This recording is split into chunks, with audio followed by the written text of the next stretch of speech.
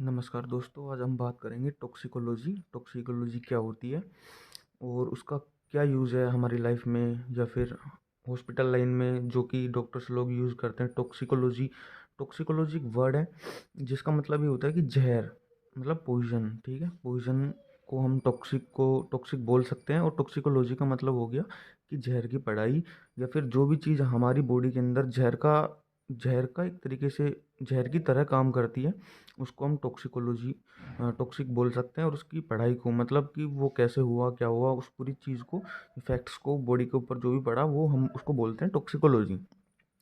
अब toxicology is a greater concern with the deleterious effects of chemical and physical agents on the living systems. इसका मतलब ये हुआ कि टॉक्सिकोलॉजी का जो हार्मफुल इफेक्ट्स होता है बॉडी के ऊपर, चाहे वो केमिकली हो चाहे फिजिकल हो, फिजिकल एजेंट्स द्वारा हमारे बॉडी पे टॉक्सिक इफेक्ट्स दिखने को मिले, तो ये हमारे लिविंग सिस्टम्स, जो भी लिविंग चीज़ होती है उसके ऊपर ही काम करता है। मतलब टॉक्सिसिटी उसके अंदर होगी होगी जो लिविंग होगा। ठीक है। The term poison and toxic substance and toxicants are synonyms, मतलब ये एक मुहावरे एक दूसरे के, ये सारी चीज़ें एक ही है। ना पॉइजन अलग है, ना टॉक्सिक सब्सटेंस अलग है, ना टॉक्सिकेंट्स अलग है, ये सब चीज़ें एक ही है। जैसे कि कोई भी चीज़ होती है, जहर का काम कब करती है? जब हमारी बॉडी उसको एक्सेप्ट नहीं करती है किसी भी चीज़ में, तब उसको हम बोलते हैं टॉक्सिकेंट्स, या फिर टॉक्सिक सब्सटेंस, या फिर पॉइजन बोलते हैं। ठीक है। और इसको हम आगे बढ़ें तो एनी केमिकल और drug can be toxic if the dose और एक्सपोजर बिकम हाई इनफ। मतलब हमारे लिए ड्रग्स का काम कब होगा? जब कोई भी चीज़, हम अगर दवाई भी ले रहे हैं तो दवाई को भी अगर हम अधिक मात्रा में ले लेंगे तो वो भी टॉक्सिक रूप की तरह काम करेगी, और वो भी हमारी बॉडी में जहर का ही काम करेगी। ठीक है। द पॉइजनिंग में अकर बाय नॉन थेराप्यूटिक और थेराप्यूटिक सब्सटेंस। मतलब नॉन थेराप्यूटिक सब्सटेंस का मतलब होता है कि जो हमारे हाउस होल्ड से जो भी चीज़ें हुई, या फिर एनवायरमेंटल से हमारे बॉडी में जो भी टॉक्सिक सब्सटेंस आया। ठीक है, एनवायरमेंट से आया।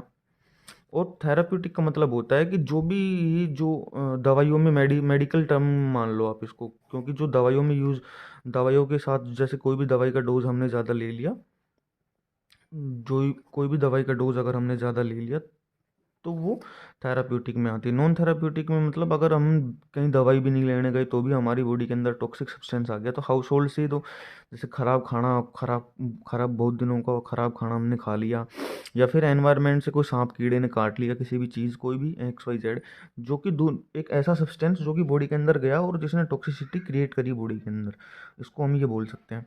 It may be ingested accidentally और डेलिबरेटली। इसका मतलब ये हुआ कि ये तो हम गलती से इसको खा लेते हैं कई बार, या फिर डेलिबरेटली का मतलब हम जानबूझ के भी कभी कभी खा लेते हैं। कि कभी कभी हम दवाइयाँ लेते हैं तो बोलते हैं कि थोड़ी सी ज़्यादा खा लूँगा, दो डॉक्टर ने आधी गोली बताई, हम ले रहे हैं 2 गोली, 1 गोली ले रहे हैं, बोल रहे हैं कि जल्दी सही हो जाएंगे, तो वो 2.5 डोज लेने का मतलब भी वही हो गया, डेलिबरेटली, मतलब खुद की गलती से हमने किया।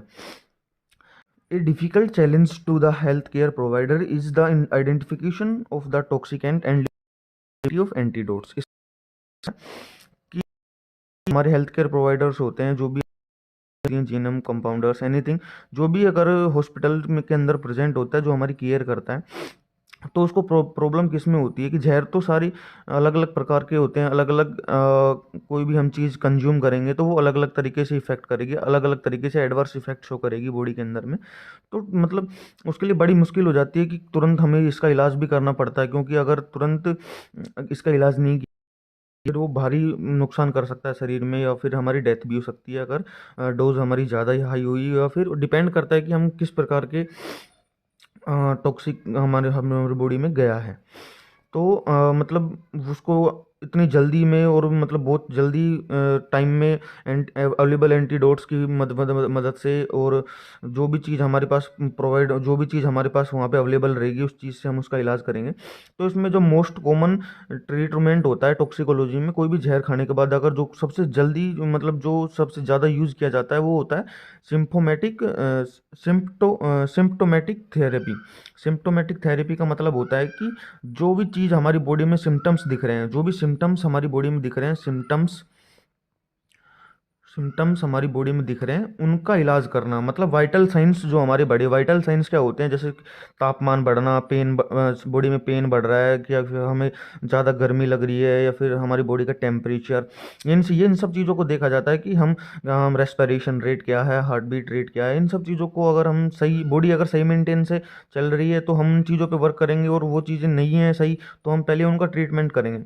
लिखा हुआ है आगे कि the treat the patient note the poison, मतलब हमें पेशेंट्स का इलाज करना चाहिए, ना कि जहर का, कि जहर खाया है तो उसका एंटीडोट हो नहीं भी होगा तो भी उसका इलाज करना पड़ता है, और इलाज होता है आज की डेट में। The most basic and important principle of clinical toxicology, और ये क्लिनिकल टेक्सोलॉजी का सबसे इंपॉर्टेंट पॉइंट है कि कभी भी कोई भी आदमी अगर जहर खा लेता है या फिर उसकी बॉडी में टॉक्सिक लेवल बढ़ जाते हैं तो हमें पेशेंट्स को ट्रीट करना चाहिए, ना कि पॉइजन को। क्योंकि सबसे ज़्यादा टाइम लग जाएगा कि आइडेंटिफिकेशन ऑफ टॉक्सिक टॉक्सिक कौन सी हमने लिया है उसका आइडेंटिफिकेशन करने के लिए पहले ये इंजेक्शन से डोज निकालो, मतलब अपन इकट्ठा करेंगे अपना, क्या बोलते हैं उसको, डोज को, या फिर अपन बोल सकते हैं एक नमूना हम लेंगे और फिर उसको लैब भेजेंगे, लैब भेजने के बाद काफ़ी टाइम लग जाता है इन चीज़ों में।